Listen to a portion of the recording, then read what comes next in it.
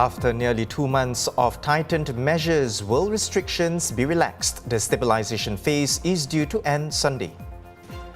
Tickets are selling out on some Singapore-Kuala Lumpur VTL flights as travellers plan their trips. And he's not so little anymore. Singapore's Panda Cup gets ready to celebrate 100 days.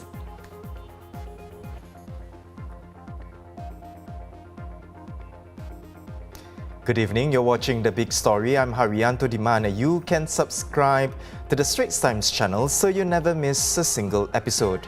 As Singapore approaches the end of the stabilisation phase this Sunday, November 21st, have we managed to keep our COVID-19 situation under control? And are we ready to take our foot off the brakes and ease restrictions?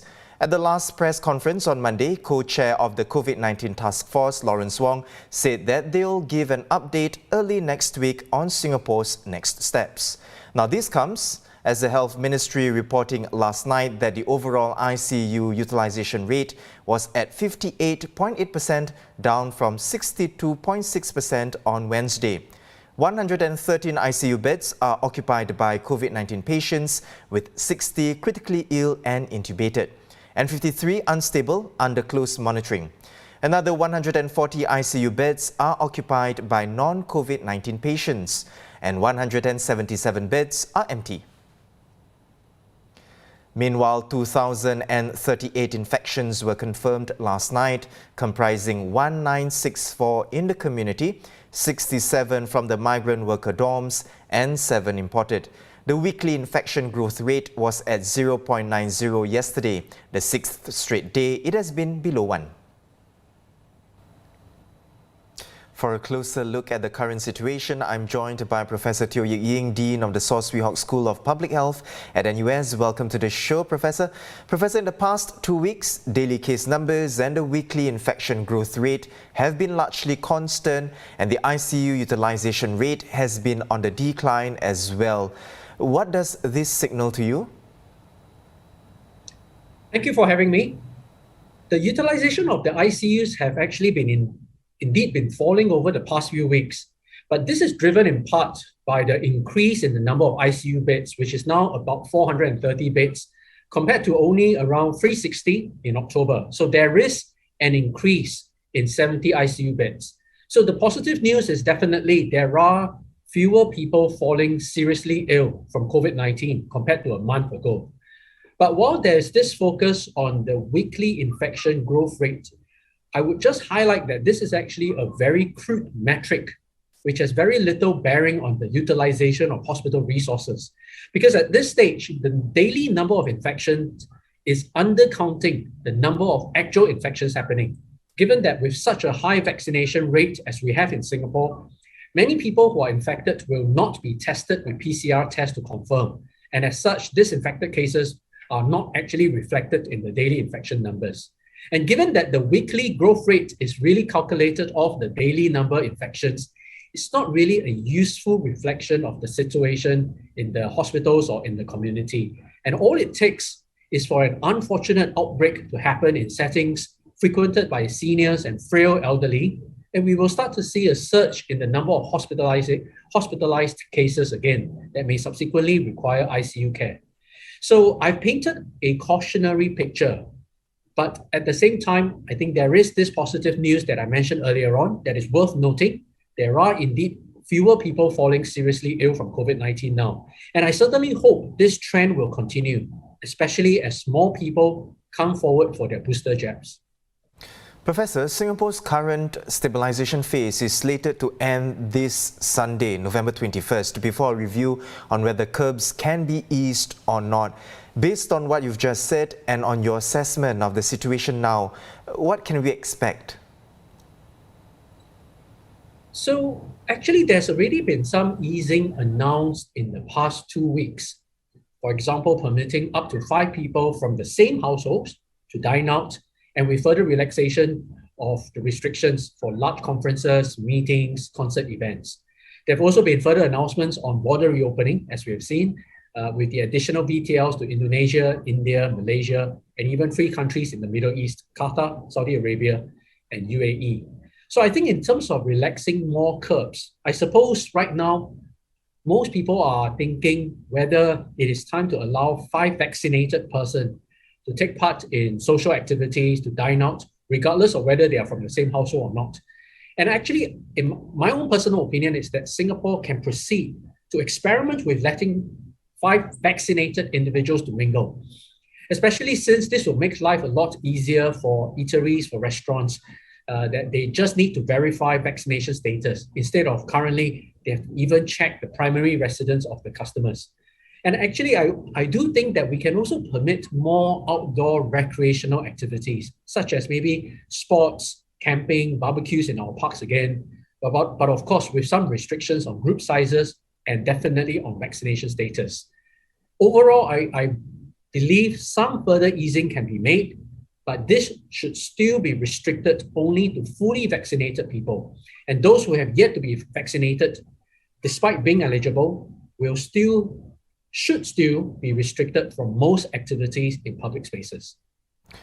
Professor, on the point of easing, let's talk about Singapore's step-by-step easing. A high vaccination rate, a healthcare system that's not overwhelmed, and a weekly infection growth rate below 1. It seems to me like we are already there. So what could possibly derail our reopening plans? So actually, of the 3 factors you mentioned, high vaccination rate, healthcare system that's not overwhelmed, weekly infection growth rate below 1, honestly, I think it's really accurate to focus at this point on the high vaccination rate. Because, for example, even though the ICU utilization has fallen below 60% as of what we saw yesterday, the reality is that our healthcare workforce has been the one holding the fort throughout the past 22 months. So I wouldn't really say that our healthcare system isn't overwhelmed, but more along the lines that we are still relying on our healthcare sector as the last line of defense. Every time we relax our restrictions and things go wrong, the healthcare sector is the one holding the fort. And I mentioned earlier on how the weekly infection growth rate is not really that great, and at best a crude metric to really gauge the current situation. So if it comes down to it, I believe what is able to allow any country to reopen in a sustainable manner will still be the vaccination rate, the way that boosters are given, and to a certain degree, the number of natural infections that's happening in the population. Because otherwise, I think what we are seeing in a number of European countries right now will repeat itself globally. Because many of these European countries, they have achieved 60, 70, 80% vaccination, and they open up in quite a big way, only to realize that the healthcare system will come under tremendous stress, like right now what we're seeing in Germany, in Netherlands, in a number of European countries.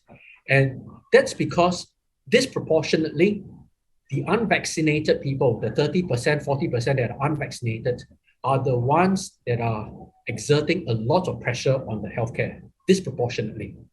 And we see many European cities now reintroducing some lockdowns and even some outright bans for those that are unvaccinated because their healthcare systems are coming under a lot of pressure.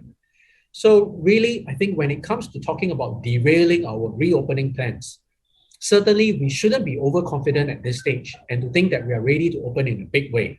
I think as mentioned earlier on, all it takes is an outbreak to happen in a few settings, and suddenly we see a surge in our hospitals. So we certainly don't want any new variants to emerge that subsequently become resistant to the vaccines the world is using. Then this will truly derail the entire world in terms of opening globally. At the same time, I think we know there will be more travelers entering Singapore, particularly over the coming December months. And remember, December, January, and February are the winter months. So we do worry about a concurrent surge in influenza infections that will also see a return of hospitalizations because of influenza. So in summary, I think things are beginning to turn a corner in Singapore, improving bit by bit. But I do think we can continue to be cautious. Maybe just open up to 5 vaccinated people for socializing, dining, a bit more outdoor activities, and maybe a few more VTLs. But overall, we do need to be prudent. Thank you, Professor Teo, for your perspectives. Professor Teo Yik Ying, Dean of the Swee Hock School of Public Health at NUS.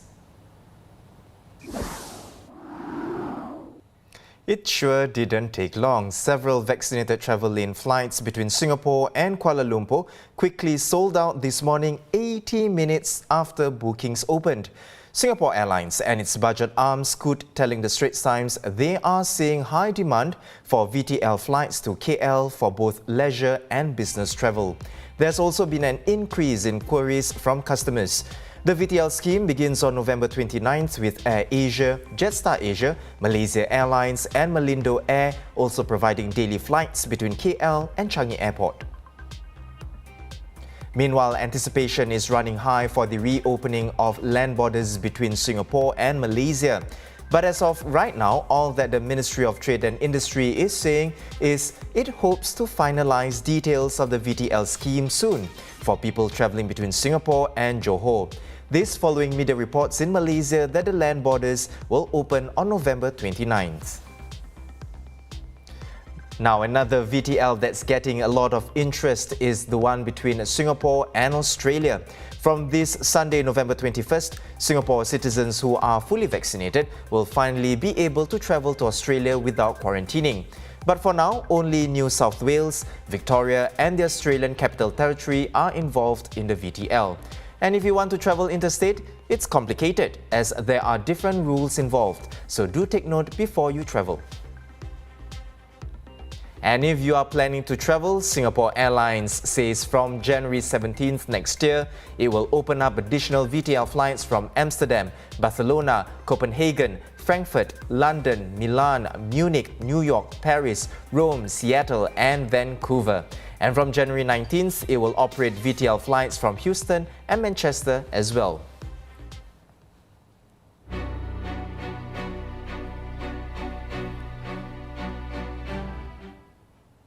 As the world wonders where is tennis star Peng Shuai, there is a growing chorus of concern for her well-being from the tennis fraternity on Twitter.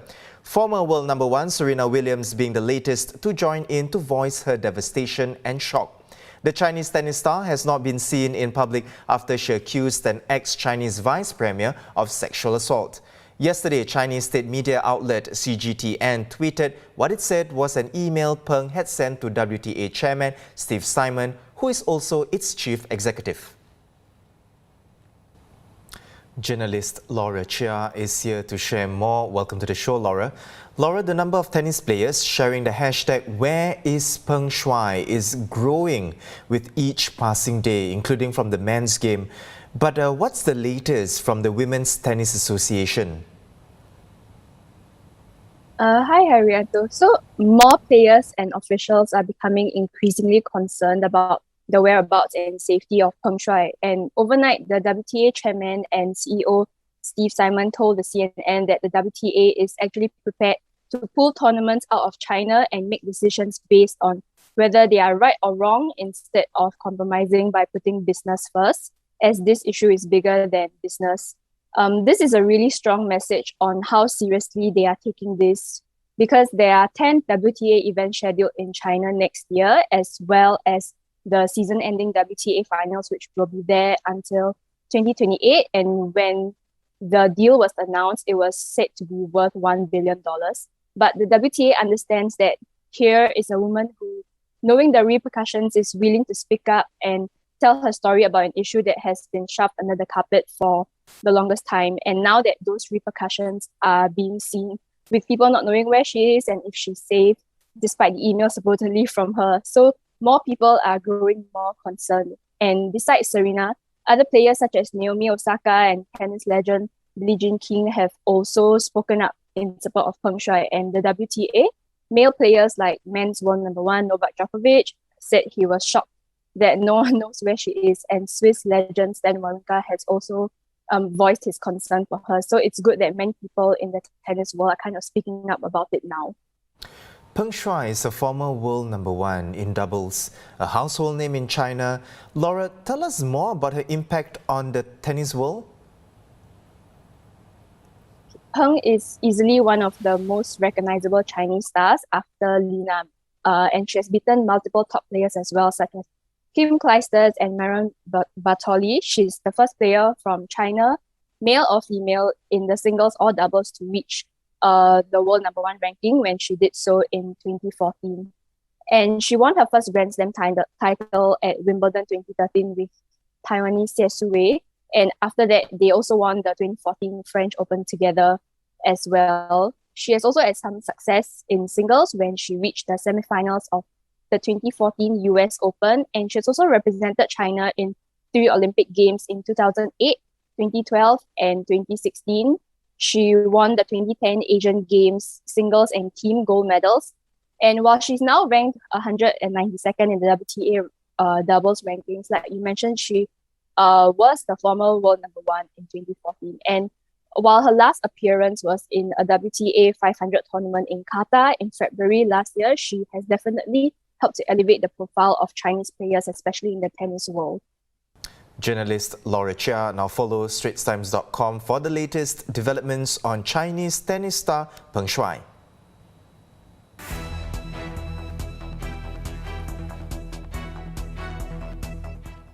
With the rainy season approaching, Singapore's National Water Agency is on alert for heavy storms and rising waters. This year, PUB's quick response teams are equipped with new equipment and technology to respond to flash floods faster. Multimedia journalist Gregory Lu reports. With scenes like this becoming more common, PUB is deploying a slew of measures to improve its flood response capabilities. First up, a fleet of bright yellow vehicles that have been modified to operate in higher floodwaters. Each vehicle comes with a suite of flood protection equipment, as well as a deployable LED panel on its roof, which acts as a warning sign to motorists and pedestrians. This vehicle, actually, we can go through the flood to the high up to 700 mm. You know, we can go through the flood water. Our vehicle also have this PTZ camera where our ops room can control the camera itself, you know, to see the situation on the ground, you know, rather than we informing them, you know, what's happening when we are busy handling the flood situation there. Inside the vehicle, so we have the portable flood barrier and also the inflatable flood bag that we can distribute to the resident or using the portable flood barrier to block the flood water. After receiving a heavy rain warning, a quick response team is expected to arrive at the given flood hotspot within 30 minutes of the alert. If the water levels rise, officers will block off the affected area of the road and raise their LED signs to warn motorists of the flood. Should water levels get too high, the entire road will be closed to traffic. In residential areas, temporary flood barriers like the Dam Easy flood panel will be deployed to prevent water from entering residents' homes. When the flood subsides, the team will check on the areas surrounding drains to ensure they are free from blockage. PUB has also just concluded a successful trial of an automatic flood barrier that can be installed at buildings to improve flood protection. Owners of buildings in low-lying areas that are prone to flooding are encouraged to install these barriers. Behind the scenes, PUB has enhanced its flood surveillance and forecasting abilities as well. Over here we are at our Joint Operations Center, so where our drainage operations centers lie as well. So during every heavy rain event, we'll be monitoring the weather radar to see where heavy rain is going to fall. We are monitoring water level sensors to see if there's any high-risk areas which are going to flood. And we are also monitoring our CCTVs to ensure that the situation on site is safe for Singaporeans. PUB is constantly improving our technology, and first thing we are improving is the radar, where we currently have 3 radars installed across Singapore, and we are increasing another 3 to become 6. So with 6 radars covering around Singapore, we are able to get a better prediction of a weather forecast ahead of time. As the year-end monsoon season approaches, don't get caught up by the weather. You can subscribe to PUB's Flood Alert channel on Telegram for updates on rising waters and potential flash floods. Gregory Lu for the Straits Times. Before we pause for the weekend, a quick check on Singapore's first giant panda cub just 2 days before he turns 100 days old. Showing off his new cool moves there on November 10th, this unbearably cute miracle now weighs a bit over 6 kilograms, 30 times heavier since he was born. He is 67 meters long and has a mouthful of baby teeth. And if you're wondering about his name, well, Mandai Wildlife Group says all will be revealed next month. The group also thanks the public for helping with naming the new cub after it received more than 64,000 votes for suggestions. And those are our top stories for today. For more news and videos, visit straitstimes.com and remember to subscribe to our YouTube channel by hitting the red button below. I'm Haryanto Diman. Stay safe, have a good weekend, and we'll see you next week.